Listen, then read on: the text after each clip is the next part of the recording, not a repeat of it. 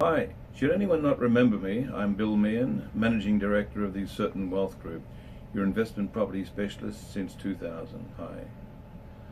Over the past few weeks, I've received a goodly volume of emails and telephone inquiries from quite a number of our Certain Wealth Group investor friends who we've been able to help, also from a number of brokers and planners. We've worked hard over this last 15 years to achieve the status where when somebody needs property information, they automatically think, let's contact Certain Wealth Group, they'll know. Those inquiries posed a good range of questions that suggested that either the person is considering their next step in the property investment journey, or conversely, how they might use our CWG process to improve their property asset base for a future time when they either would like to draw an income from it, or even to plan perhaps bequeathing properties to their children or grandchildren. I think it's worth sharing with you a few of those inquiries and my replies. Even if it might be fairly evident to you. Look, I remember when I was a young schoolboy, too embarrassed to ask a question that I really wanted to know the answer to, and being so relieved when somebody else asked that question. Does that ring a bell? Let me address a few of those questions. First question, what do you consider is a realistic time frame for one's investment property journey? And how many properties does one need to hold to ensure a good investment return in the future? I guess the answer would be, our Certain Wealth formula recommends 15 years as a suitable term to achieve realistic goals. Using your capital growth equity to support subsequent acquisitions, sometimes even perhaps some equity from your own home, you can normally purchase your second property in about 2.5 to 3 years after the first, and then with 2 properties growing, in another 18 months you can acquire a third property, because remember, now you have 2 properties running, not just the one. Using this method that we call duplication, one can purchase between 5 and 7 properties in 12 years. Then hold your property assets for another 3 years to maximize growth. And if you now want to modify your investment program, for instance, to get a regular income, sell off 1 or 2 of the higher equity properties to use that cash to pay down your debt, such that you are now nicely positively geared and you're receiving a regular income. You may now wish to enjoy that income while still seeing your properties grow in capital growth forever. Nice situation.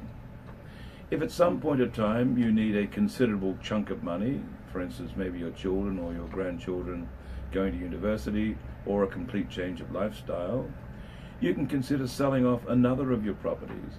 But in so doing, speak to a specialist to ensure your gearing is still sound. You're optimizing capital gains and you are not going into negative growth. I believe the biggest pitfall the property investor must watch for in ensuring subsequent acquisitions, that is number 2, number 3 and thereon, are to be extremely well researched and a sound approach. A bad property selection can cause irreparable harm to your balance of your entire portfolio. Second question, shares versus property. What should I do? I guess I'm asked this question at least weekly, and my response, the initial response, is that I'm not qualified to speak with authority on this subject, other than to say that a balanced investment portfolio will include cash, fixed interest, shares and property, the proportion depending on the stage of life of the investor. We've seen modest growth in shares over the past 10 years or so, and simple statistics will reveal that property has, over the same period, in most of our capital cities, which is where we recommend property be purchased, doubled or better in that same time. An anecdote I would like to explain, which does explain my philosophy somewhat better, I think, goes like this. If I had $50,000 in cash and I said to myself, what can I best do with that 50 grand? Should I just leave it in a savings or term deposit account and see it deteriorate in its spending power? Bearing in mind, you recall that the value of money halves about every 12 years. So my money is going to be dwindling away. Let me look at shares. I want to maximize my 50 grand in share trading by borrowing from a bank to increase my capacity. Makes sense?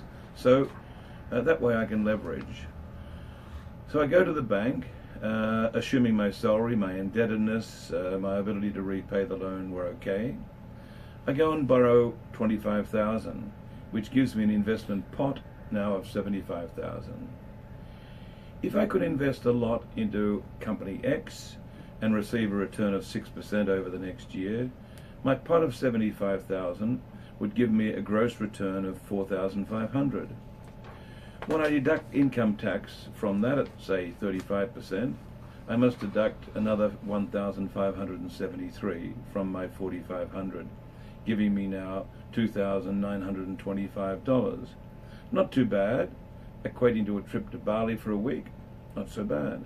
However, as one has to also repay the bank for the $25,000 loan at, say, 6% if we're lucky, which equals another $1,500 deduction.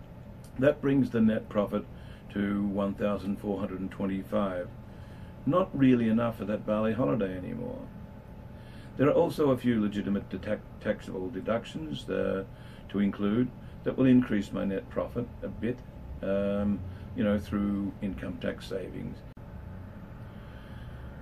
Now let's look at the case of an investment property.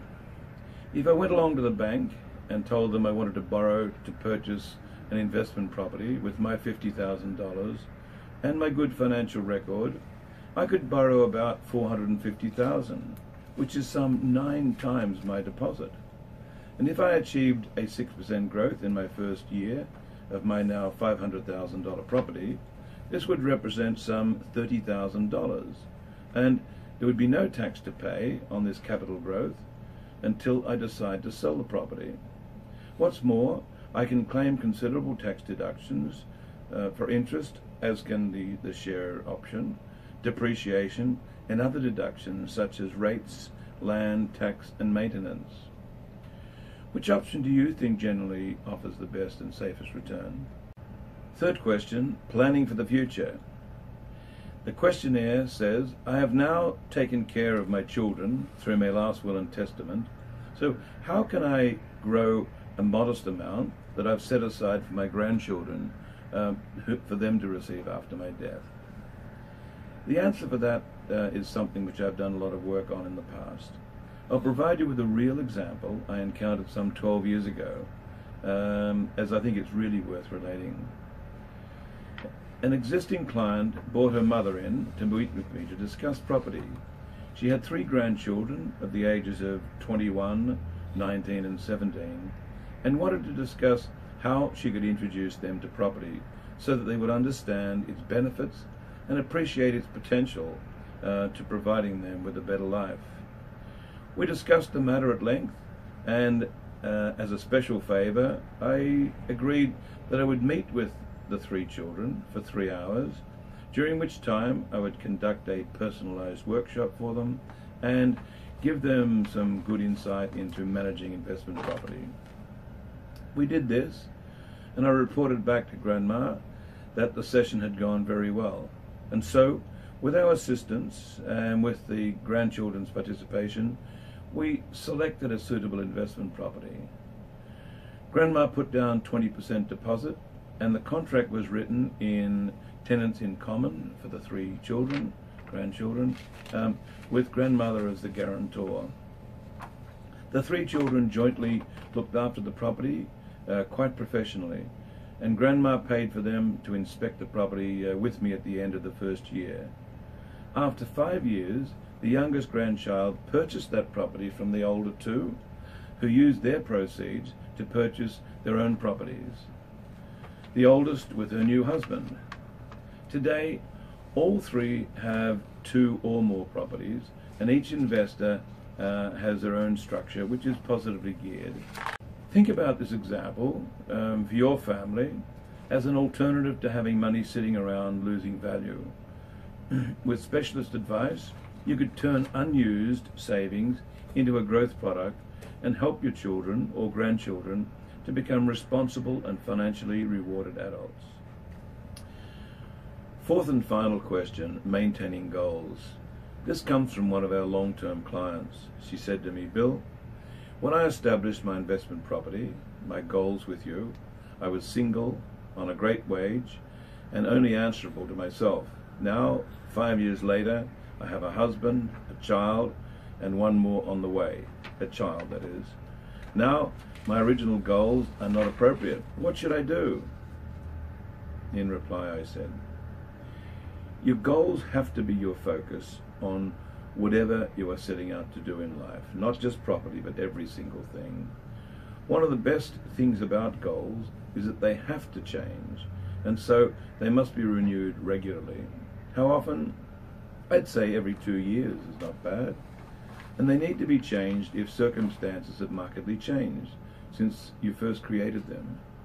Modifying goals periodically is not an excuse to water them down or to minimize them, which could be convenient, but in some cases to even tighten them. For instance, you may have an increase in your salary or had a bonus, you inherited money from relatives, etc. Remember, we started our goal setting exercise by deciding how much regular income we were looking for in the future in X number of years. You told me 5 years, 10 years, 20 years, depending on when you retired or other.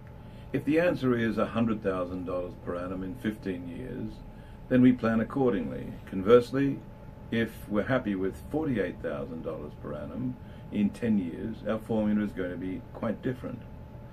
Do you remember our Certain Wealth Group formula to duplicate? Let me know and I'll send you a copy of that slide, because it's a good memory to have. To address more fully the question of how do I reset my goals, Certain Wealth Group provides a telephone and Skype service to its clients in which during a 1-hour session we'll help you to reset your goals to your new conditions. We ask that you provide some relevant data, which we'll give you a pro forma on, before our meeting, which helps us to process in advance what we need to do. And to conclude, well, you could change your goals 6 times or more in 15 years. And only by modifying them to suit your changing circumstances will you ever achieve them. To arrange for goals, a goals review, or other personal contact with Certain Wealth Group, you're welcome to contact me on William Meehan at certain-wealth.com. In the interim, take a look at our website on www.certain-wealth.com, and while you're there, maybe you'll find it interesting to watch one of our other video sessions. Look forward to seeing you again soon. Talk to you later. Bye now.